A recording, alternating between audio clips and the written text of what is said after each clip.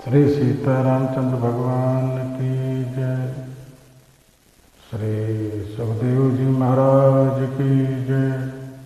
श्री वेदव्यास भगवान की जय। सत्य सनातन धर्म की जय। जय जय श्री राधे श्याम।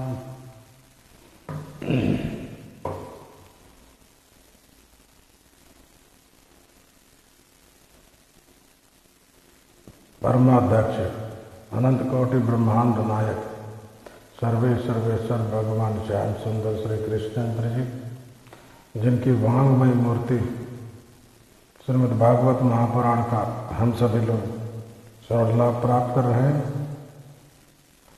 इस मंगलमय कृपा के फलस्वरूप कुछ समय से निर्विघ्नता पूर्वक इस पवित्र अनुष्ठान में हम सभी लोग सम्मिलित होकर ज्ञान वैराग्य भक्ति की पावन चर्चा श्रवण कर रहे हैं। आज इस कथा के समय भगवान की कथा का कभी अंत नहीं होता, ये कभी समाप्त नहीं होते, बस अवसर पाकर के प्रवाहित होती है और फिर समय आने के पर विश्राम को प्राप्त करती फिर चलती है। जैसे कोई यात्री पथिक चलता है और फिर कहीं विश्राम करता है और फिर चल पड़ता है, उसी प्रकार भगवान की ये कथा की अनंत यात्रा अनंत काल से अनंत काल तक चलती ही रहेगी। बस समय आने पर यह विश्राम को प्राप्त करती है और फिर ये कथा प्राहवान हो जाती है। गंगा के तट पर परमहंस श्री सुखदेव जी ने इस आख्यान को महाराज परीक्षित को सुनाया है। नैमिषारण्य की पावन धरती पर 88,000 सनकाद मुनियों को श्री सूत जी महाराज ये पवित्र आख्यान श्रवण करा रहे हैं। आज कथा बहुत है, सारी कथाओं की व्याख्या और वर्णन कर पाना संभव नहीं है। जब दोनों सत्र में कथाएं हुआ करती थी, 4 घंटा सुबह 4 घंटे शाम, और बीच में कोई औपचारिकता नहीं, तब 7 दिनों में श्रीमद् भागवत के मूल विषयों का वर्णन होता, हम लोग अनुभव करते। अब तो सीधे वो कथा कांधे पर आ गई। काली एक वक्त की कथा 3-4 घंटे की अधिकतम, उसमें भी श्रोताओं को मनोरंजन चाहिए, कुछ बाजा कुछ गीत संगीत हो तब कथा सुनने में अच्छा लगता है, तो उसमें भी समय लगता है।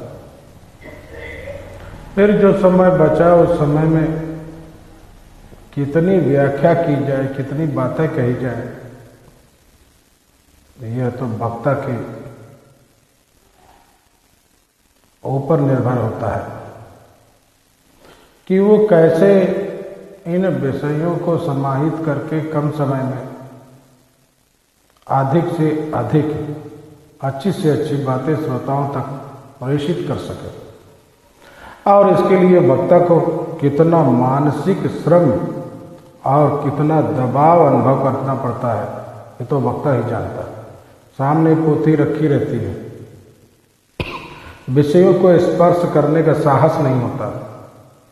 किस विषय को कहा जाए, कहाँ को छोड़े, कहाँ जाए, फिर भी यथाशक्ति यथामति हम सब भगवान के चरित्र का अनुसंधान करें तो हमारा अंतःकरण पवित्र हो।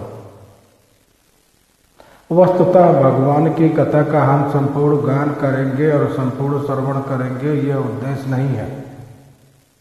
उद्देश्य तो ये है कि हम गा करके सुन करके पवित्र हो जाएं, अपने को धन कर लें। निज गिरा पावन करण कारण राम जस तुलसी कहो। अपनी वाणी को पवित्र करने के लिए, अपने अंतःकरण को पवित्र करने के लिए भगवान के जस का गान किया जाए और श्रवण किया जाए। आज 7वां दिन है, कथा विश्राम को भी प्राप्त होती है। आज तो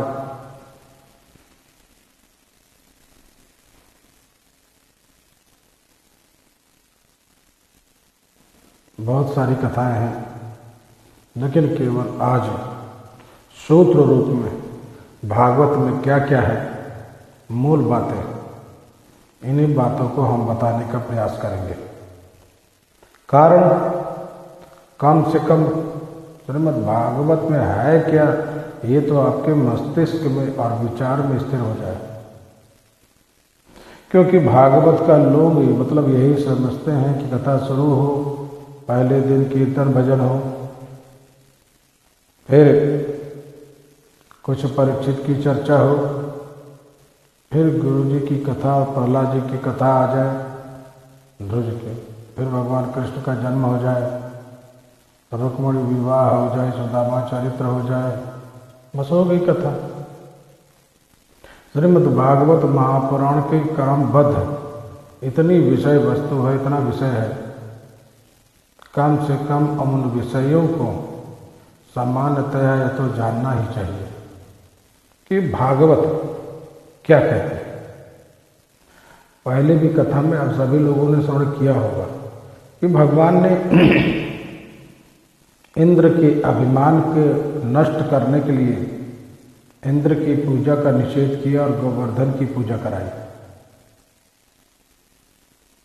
भगवान श्री कृष्ण ने गोवर्धन पूजा करा दी, गिरिराज गोवर्धन का पूजन ब्रजवासियों ने किया, तो इंद्र को क्रोध आ गया और देवराज इंद्र ने उन ब्रजवासियों के ऊपर क्रोध करके उन्हें नष्ट करने का प्रयास किया। इंद्रस्ति तुरदात्मना पूजाम विज्ञान व्ययताम नृपः गोपे धय कृष्ण नाथे विनाभे नद्याधिपस्यतो चचा। इंद्र की पूजा नहीं हुई, इसलिए इंद्र नाराज हो गए और उन गोपाल वालों पर एक इंद्र ने क्रोध किया। सांवर्तक नाम की मेघ मालाओं को बुलाया और कहा, जाओ ऐसी वर्षा करो, ऐसी वर्षा करो कि पूरा ब्रजमंडल नष्ट हो जाए। इंद्र के आदेश से सांवर्तक नाम के बादल आए, जो प्रलय के समय में बरसते हैं, ऐसे सांवर्तक नाम के मेघ बादल आए और देखते देखते वर्षा प्रारंभ हो गई। गणम सांवर्तकम नामा मेघा नाम चांतकारणम इंद्र प्राचुदित क्रुद्धो वाक्यम चाहे समायतः। क्रोध में देवराज इंद्र ने उन बादलों को आदेश दिया कि ऐसी वर्षा करो कि ब्रजमंडल पूरा नष्ट हो जाए।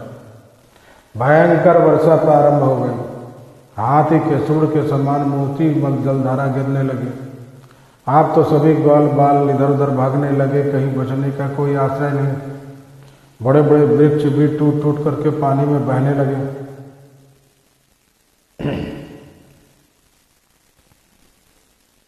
सभी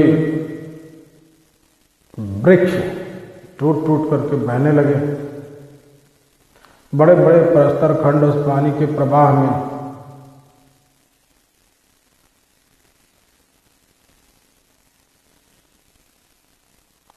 श्री सीतारामचंद्र भगवान की जय। उस प्रवाह में बड़े बड़े प्रस्तर खंड भी पानी के प्रवाह में बहने लगे। ग्वाल बालों ने जान लिया इंद्र की पूजा हमने नहीं की है, इसलिए इंद्र का कोप हो रहा है। आप तो सभी ग्वाल बाल पानी में भीगते हुए कांपते हुए भगवान के पास से पहुंचे। बेपानानाम भगवतो पादमूलम कुपायहु। कांपते हुए सब भगवान के पास आए और आकर के कहा, कृष्ण कृष्ण महाभागत तुंगनाथ गोकुलम प्रभो। हे भगवान, आप ही गोकुल के नाथ